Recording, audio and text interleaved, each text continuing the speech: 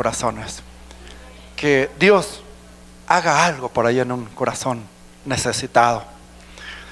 Y vamos para ello, hermanos, a comenzar en Hechos capítulo 1. Vamos a leer el versículo 8 con la ayuda del Señor. ¿Ya están ahí? Hechos capítulo 1, el versículo 8. Ahí abran sus Biblias. Y ya que lo tengan todos, háganlo saber con un amén. Bien, dice la palabra de Dios en Hechos capítulo 1, versículo 8. Todos fuertes lo vamos a leer a una voz, que se escuchen todos. Y dice: en el nombre poderoso de Jesucristo.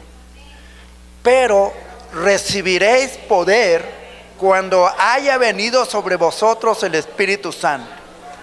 Y me seréis testigos en Jerusalén, en toda Judea, en Samaria y hasta lo último de la tierra. Esta es una promesa del Señor Jesús. Son palabras. Inclusive hay Biblias que hasta lo tienen ahí con letras rojas. Y hay Biblias que todo lo que el Señor Jesús dijo, habló Él directamente. Están tanto en los evangelios como acá en el libro de los Hechos, está con rojo. Y hermanos, es uno de los textos, entre otros está el versículo 7 también, ¿verdad? Que Él está con rojo también. Y el versículo 5 de este capítulo, de algunas Biblias, no de todas las Biblias, pero está con letras rojas. Y estas palabras del versículo 8 las dijo el Señor Jesucristo. Dijo: pero recibiréis, ¿qué cosa? Poder, cuando haya venido sobre vosotros el Espíritu Santo. Miren, el Espíritu Santo es muy importante en la vida del ser humano, en la vida del creyente. Es muy importante. Aquí en este texto habla que el Espíritu Santo es poder, ¿cierto? Dice: recibiréis poder. Y se está refiriendo al poder del Espíritu Santo. Entonces, el Espíritu Santo es poder. Pero no solamente es poder el Espíritu Santo. El Espíritu Santo también es sabiduría, es inteligencia, es prudencia, es justicia de Dios, el Espíritu Santo. El Espíritu Santo también viene siendo el amor de Dios, ¿o no? La paz de Dios, el gozo de Dios. El Espíritu Santo viene siendo Cristo mismo. Cristo mismo. El apóstol Pablo decía que es Cristo en vosotros, la esperanza de gloria. Entonces el Espíritu Santo también es esperanza. ¿Ah? Esperanza y de gloria. Y es muy importante, hermanos, para los creyentes recibir el Espíritu Santo. El Espíritu Santo. Cuando una persona, hermanos, tiene el Espíritu Santo, yo por eso les hablo a ustedes con confianza, ¿verdad? Como hace un momento les daba ciertas instrucciones, recomendaciones, y se los daba con toda solicitud, porque creo que son gente que tienen el Espíritu Santo. Porque cuando no tiene el Espíritu Santo, la persona se va a enojar, ¿o no? Se va a enojar. Miren los hermanos qué contentos están aquí al frente, ¿ve? No los miro enojados, están contentos, todo lo contrario, felices, con una sonrisa. Denle un aplauso al Señor con todo su corazón. Mire qué bueno. ¿Les gustaría a ustedes ser una iglesia donde el pastor les asigne su asiento donde se deben de sentar cada vez que vengan a la iglesia? Usted, hermano, aquí se va a sentar todos los días, su familia, con su familia, sus hijos, aquí todos. Asignarle su asiento a cada uno. ¿Les gustaría eso? Gloria al Señor. Entonces, bien, pero hermanos, el Espíritu Santo es inteligencia, es prudencia. El Espíritu Santo genera en el corazón del creyente humildad, sumisión, obediencia. Recuerden que cuando no éramos cristianos teníamos el Espíritu Santo y obedecíamos, no podíamos. Aunque en ocasiones queríamos obedecer, no podíamos obedecer. ¿Por qué? Porque no teníamos ese espíritu de obediencia que es el Espíritu Santo. Por eso miren, Jesús en su parte humana, en su cuerpo, en su vida, albergaba ¿qué cosa? Al Espíritu Santo. Y por el Espíritu Santo que había en él era obediente. Fue obediente. Todas las instrucciones de lo que él hizo, ¿de quién las recibió? Del Espíritu Santo. Y el Espíritu Santo es al que él llamaba su Padre. La Biblia dice que fue engendrado ¿por quién? Por obra del Espíritu Santo. Y cuando él decía mi Padre, las palabras que yo hablo no son de mi propia cuenta, sino el Padre me las ha dado. El Padre que me envió. Y siempre mencionaba a su Padre. Si hubiera dicho el Espíritu Santo o Dios, era lo mismo. Era de igual manera. Ahora, para nosotros, ¿quién es nuestro Padre? ¿Quién es?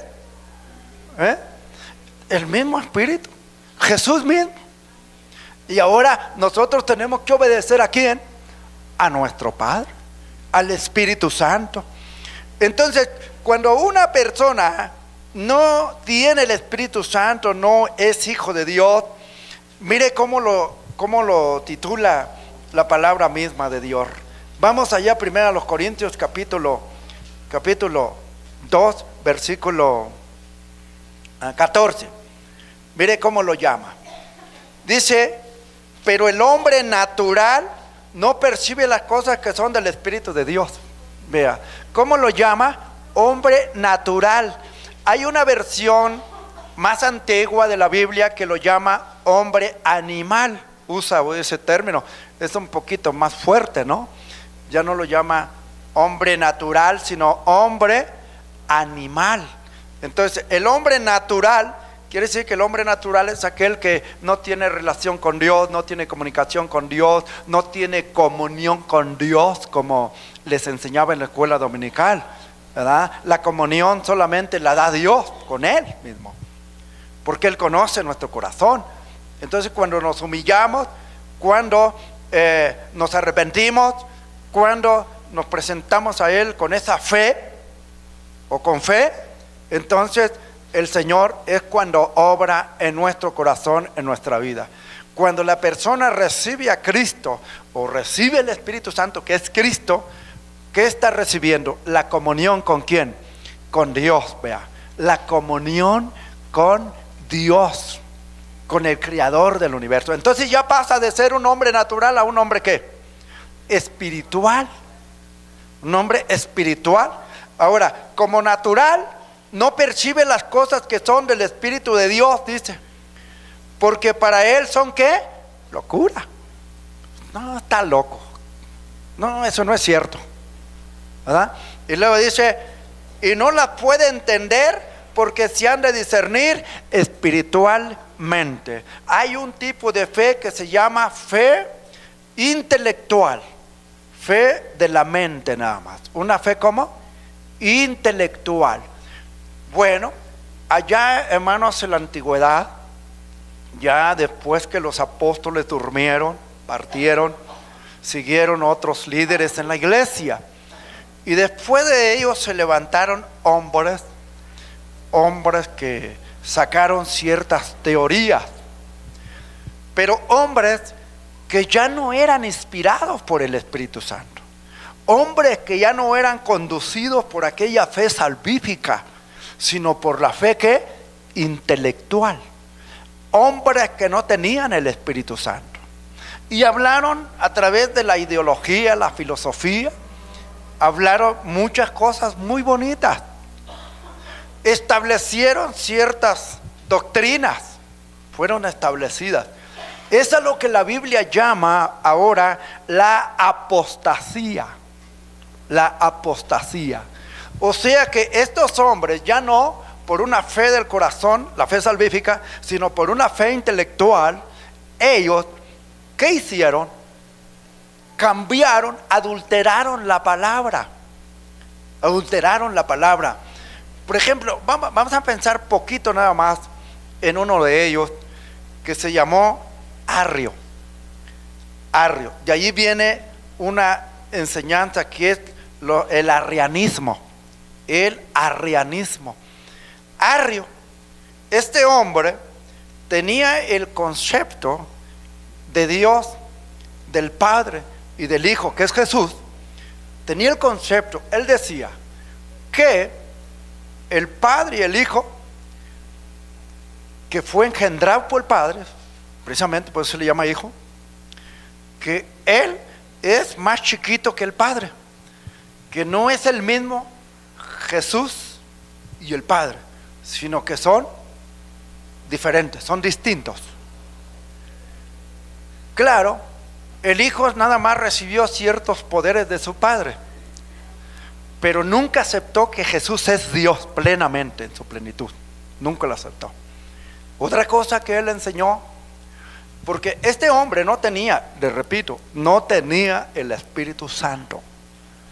No hablaba con la fe que salvífica, sino con la fe intelectual de su mente. Y él dijo, bueno, sabiduría, ciencia, no existía, no había. Solamente estaba en Dios. Y fíjese que él habló muchas cosas, y allí fue donde uno que tiene el Espíritu Santo se le abre el entendimiento tremendamente. Porque lo que ellos decían sin entender, uno que entiende y tiene la revelación de Dios, tu conocimiento se va a expandir.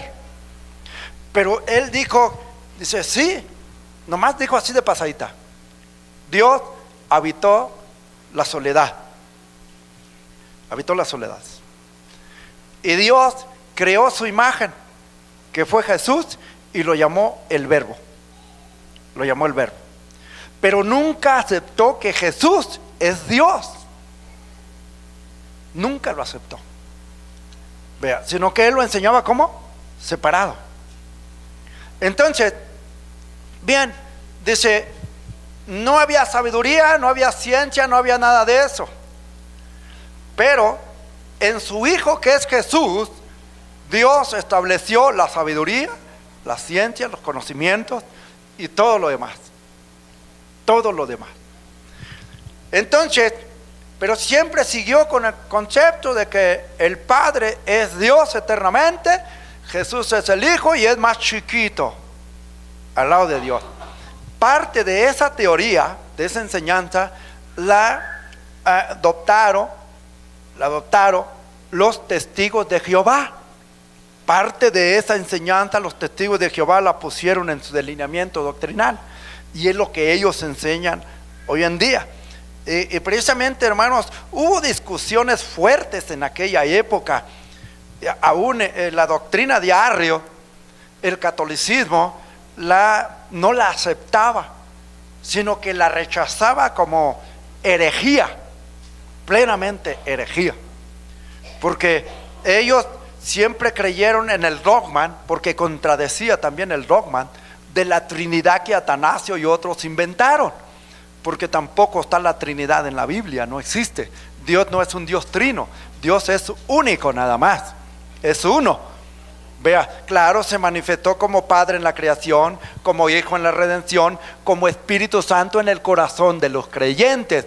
Son tres manifestaciones de Dios aquí en cuanto a los hombres.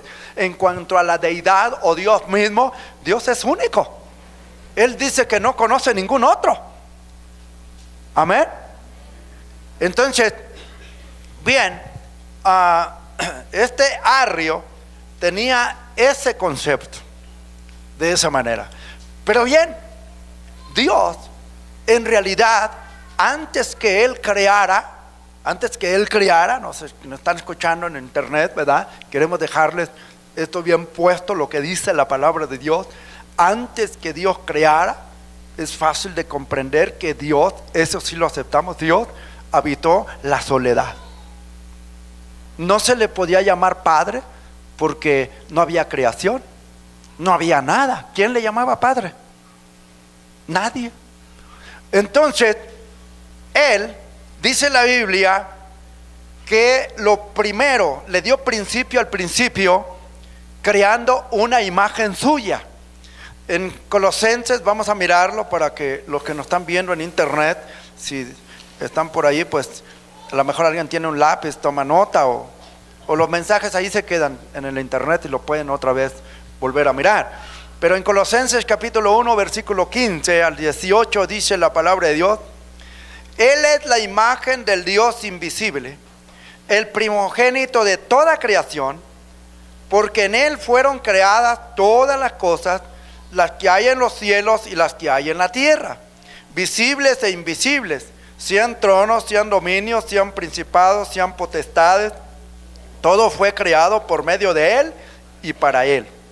Y Él es antes de todas las cosas, y todas las cosas en Él subsisten. Y Él es la cabeza del cuerpo, que es la iglesia. Él, el que es el principio, el primogénito de entre los muertos, para que en todo tenga preeminencia. Vean, Él es el principio, esa imagen. Cuando dice, mire, aquí podemos nosotros descubrir de quién está hablando, aquí en los mismos textos. En el versículo 16 dice, vamos a leerlo: porque en Él fueron creadas todas las cosas, las que hay en los cielos y las que hay en la tierra, visibles e invisibles, sean tronos, sean dominios, sean principados, sean potestades. Todo fue creado por medio de Él y para Él. Él es antes de todas las cosas, y todas las cosas en Él subsisten. Y Él es la cabeza del cuerpo, que es ¿quién? La iglesia. Entonces, ese artículo Él, ¿a quién se refiere? Él es la cabeza del cuerpo, que es la iglesia. Se refiere a Cristo. Está hablando de Jesús. Entonces Jesús es el primogénito de toda la creación de Dios. O sea, que la creación de Dios no comenzó en la tierra, como dice allá en Génesis 1:1, en el principio creó Dios los cielos y la tierra. No está hablando de ese principio, sino que el principio de toda la creación inició en lo espiritual, en lo sobrenatural. Antes de crear ángeles, querubines, serafines, Él creó una imagen suya, la imagen de Dios. Y esta imagen, que es Jesucristo, la creó Dios de su misma sustancia, dice en Hebreos capítulo 1, versículo 2. Vamos a verlo, por favor. Vamos a leerlo allí en Hebreos capítulo 1. El versículo 13 dice: el cual, siendo el resplandor de su gloria y la imagen misma de su sustancia, vea, o sea que esta imagen que Dios creó, la creó de su misma sustancia. Por eso esa imagen no es separada de Dios, ni es otro Dios más chiquito que Dios estaba formando, que Dios estaba haciendo. No, esta imagen es Dios mismo. En esa imagen, esa imagen es a lo que le llamó el apóstol Juan en el capítulo 1, versículo 1 y 2. Mire cómo le llama, y está hablando también ahí de ese principio. Dice: en el principio era el verbo, y el verbo era ¿con quién? Con Dios, y el verbo era Dios, vea. O sea que el verbo es la palabra. Es la palabra. Ahí Dios, la sabiduría y la ciencia y los conocimientos, todos, ¿en quién están? ¿En quién están? En Dios. Están en Dios. Pero Dios los exteriorizó, los reveló a través de esa imagen que Él creó. Entonces esa imagen fue y sigue siendo el vocero de Dios, la palabra de Dios. Ya cuando la imagen está formada, la imagen hablaba, la imagen es el verbo de Dios, la sabiduría de Dios, la inteligencia de Dios, el conocimiento de Dios. Y en esa imagen el Señor hizo la creación. En esa imagen, por eso dice que allí dice, donde leímos en Colosenses capítulo 1, versículo 15, donde estábamos hace rato, vamos a regresar allí para seguirlo analizando. Dice: porque en Él fueron creadas todas las cosas. El verso 16: en Él fueron creadas ¿qué? Todas las cosas, dice. las que hay en los cielos y las que hay ¿dónde? En la tierra, vea. En Él, en su imagen. Amén. Y luego dice, visibles, invisibles, sean tronos, sean dominios, sean principados, sean potestades, todo fue creado por medio de Él y para Él. Entonces, en esa imagen Dios, la Biblia no dice que cómo fue que creó los ángeles, querubines, serafines, qué palabras usó para que llegaran a nacer, de qué forma se expresó en el verbo para que llegaran a existir las potestades espirituales. Posiblemente dijo, sean ángeles, sean querubines, serafines, y llegaron a ser, ¿cierto? Entonces ya cuando los ángeles, querubines, serafines llegaron a ser ya creados, que llegaron a existir, ellos miraron a Dios en esa imagen y ellos lo reconocen como el creador de ellos, a Dios en esa imagen que es de la misma sustancia de Dios. Mire qué glorioso, denle un aplauso al Señor.